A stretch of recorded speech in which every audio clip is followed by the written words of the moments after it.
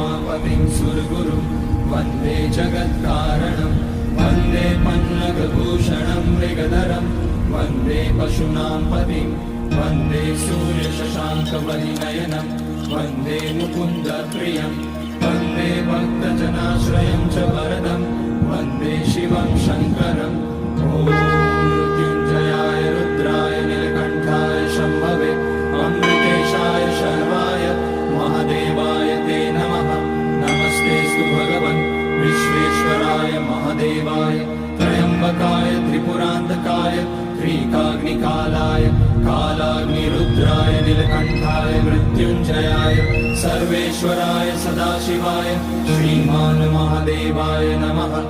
ॐ नमः शम्भवाय च मयोपवाय च नमः शङ्कराय च मयस्कराय च